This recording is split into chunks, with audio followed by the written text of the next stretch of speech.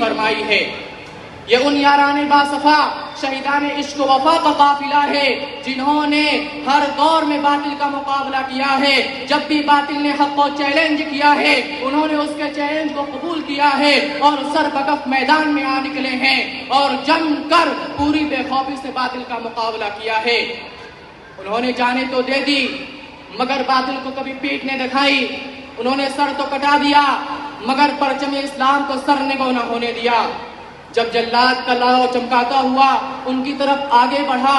تو انہوں نے مسکرا کر نظر سے نظر ملائی اور یہ کہتے ہوئے مردانہ وار تلوار کے نیچے سر رکھ دیا، خوشا وقت کہ میری جان تیرے کوچے میں آ جائے، یہی تو زندگی کا آخری ارماں ہے ساقی۔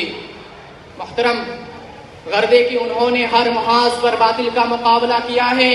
اور ہر طرح سے مقابلہ کیا ہے۔ ضرورت پڑی تو گولی چلائی، ضرورت پڑی تو تلوار چلائی، تلوار پھینکی، قلم اٹھا لیا، ضرورت پڑی تو اپنی شعلہ نمائیوں سے طوفان تند و تیز اور سرکس و بے باک کا کام لیا، اور جب ضرورت پڑی تو قوم کے ننھے ننھے نونہالوں کی تربیت و اصلاح فرما کر باطل کے لیے دیوار آہنی اور فولادی لشکر بنا دیا۔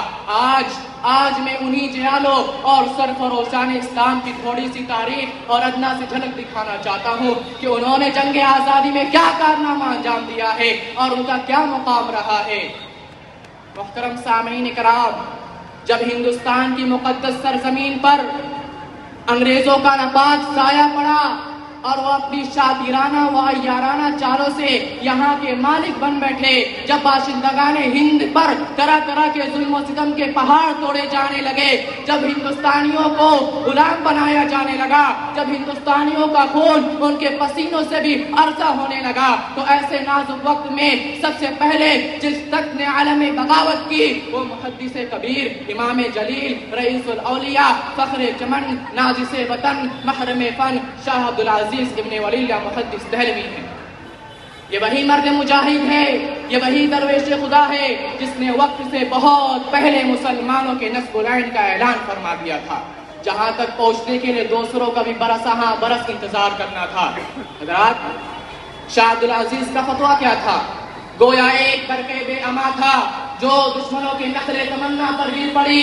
انگریزوں کی نیند حرام ہو گئی، جگہ جگہ آزادی کے شعلے بھڑکنے لگے، جگہ جگہ آزادی کے پرچم لہرانے لگے، سینوں میں ولولے مچنے لگے اور حوصلوں نے انگڑائیاں لینے شروع کر دی۔ مسند درس پر بیٹھ کر قرآن و حدیث کے درس دینے والے علماء کرام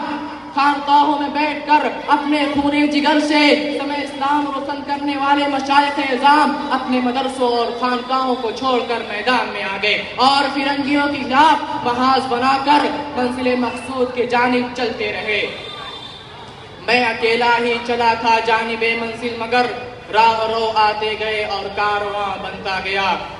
حضرات، یہ کارواں طویل مسافت طے کرتے ہوئے کس طرح منزل مقصود تک پہنچا، یہ ایک لمبی داستان ہے۔ اس داستان میں امنگیں بھی ہیں اور محرومیاں بھی، عزم و عمل کا جوش و خروش بھی ہے اور شکست و خردگی اور بے چارگی کی افسردگی بھی، جنون شوق کی آشفتہ سیری بھی ہے اور گردش دورہ کی کجروی بھی۔ اس طویل مسافت کو طے کرتے ہوئے ان کے پاؤں مسلسل لہو لہان ہوتے رہے، ہزاروں اور لاکھوں کا وجود غبار راہ بن کر اڑ گیا، ہزاروں اور لاکھوں کا وجود غبار راہ بن کر اڑ گیا۔ کبھی جبر و تشدد کی خاردار جھاڑیوں نے ان کے دامن کو تار تار کیا، کبھی وحشت و بربریت کے پہاڑ ان کے راہ میں قائل ہو گئے، مگر اس بزم جنوں کے دیوانوں نے ہمت نہیں ہاری، حادثات و مصائب سے ٹکراتے ہوئے منزل مقصود کی جانب بڑھتے رہے۔ راستے کی قربت و دوری سے بے فکر، طمانینت قلب و جگر سے مستغنی، پریشانی افکار کے احساسات سے بے نیاز، خطرات و وساوس کی گرفت سے بے پرواہ منزل مقصود کی تلاش میں کبھی عرب و ترکی کی راہوں کو ناپتے ہیں تو کبھی روس و افغان کی بادیاں پائمائی کرتے ہیں، کبھی مالٹا کی کوٹریوں میں قیام کرتے ہیں تو کبھی پھانسی کے پھندوں کو چوم کر منزل کا نشان پوچھتے ہیں تو کبھی ریوالور کی لبلبی پر انگلی رکھ دیتے ہیں کہ شاید گولیوں کی سنسناہٹ ہی منزل کا پتہ بتا سکے۔ غرضے کہ ان دیوانوں نے ہر راہ سے منزل تک پہنچنے کی کوشش کی اور پہنچ کر ہی دم دیا۔ تاریخ ہند ہم سے کہتی ہے اس بزم جنوں کے دیوانے ہر راہ سے پہنچے محفل تک बेताबी उनकी आम हुई सहराओं से लेकर साहिल तक हासन के गिरा ये लिखते हैं वो अपने दिले नादा का हाल शायद की तलाशे मक्तल में कोई पहुंचे पत्थर कातिल तक। मोहतरम, ये किस्सा है कि अगर हिंदुस्तान के जंग आज़ादी में उलमा हिस्सा न लेते तो हिंदुस्तान कभी भी आज़ाद न होता। अगर ये सरखेले आज़ादी न होते तो तहरीक आज़ादी न चलती, तहरीक बालाकोट न चलती, तहरीक रेशमी रुमाल न चलती, तहरीक खिलाफत न चलती, हिंदुस्तान छोड़ो तहरीक न चलती, मुक़द्दमे वहाबियान न बनता, अम्बाला साजिश केस न बनता। अलगर्द उलमाए कराम ही ने अपने खून जिगर से इस सजर आज़ादी को सींचा और परवान चढ़ाया है। ये एक रोशन हकीकत है कि इस सजर आज़ादी का फल हमारे हक में तल्ख साबित हुआ, जिसकी तलखी आज तक खत्म नहीं हो सकी है और ऐसा मालूम होता है कि सदियों खत्म नहीं हो सकेगी। लेकिन हमें भी कोई गम नहीं, हमें भी कोई अफसोस नहीं, हमें भी कोई मलाल नहीं। अगर ये जालिम हुकूमत अपने जुल्म सितम से बाज नहीं आई और हमारे हुकूक को यूं ही पामाल करती रही तो उसे भी याद रखना चाहिए कि हम उन्हीं शेरान इस्लाम और सरफरोशान खैरुल अनाम के फर्जंद हैं जिन्होंने हिंदुस्तान की तारीख बदल डाली थी। एक बार हम भी बदल कर देखेंगे कि सरफरोशी की तमन्ना अब हमारे दिल में है, देखना है जोर कितना बाजुए कातिल में है। मोहतरम, ये किस्सा मुख्तसर है कि अगर हिंदुस्तान की जंग आज़ादी में उलमाए कराम हिस्सा न लेते तो हिंदुस्तान कभी भी आज़ाद न होता।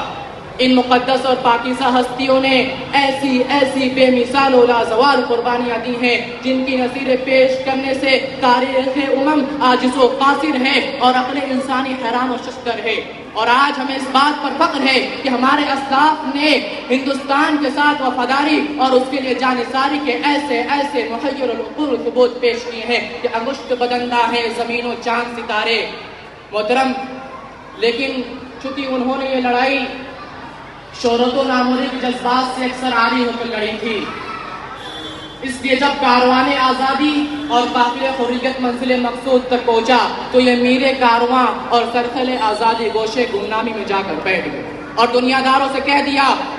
जो शख्स शोहरत व नामुरी चाहता है वो जाए अपने खिदमात की मजदूरी ले और जगह जगह अपने मुजस्समे नस्ब कराए। हमें इसकी कोई ज़रूरत नहीं, क्योंकि हमने ये लड़ाई अपनी मजदूरी लेने के लिए नहीं लड़ी है, अपने कुर्बानियों की इस्लाह लेने के लिए नहीं लड़ी है, बल्कि हमने ये लड़ाई अल्लाह की खुशनुदी और उसके रजाजोई के लिए लड़ी है।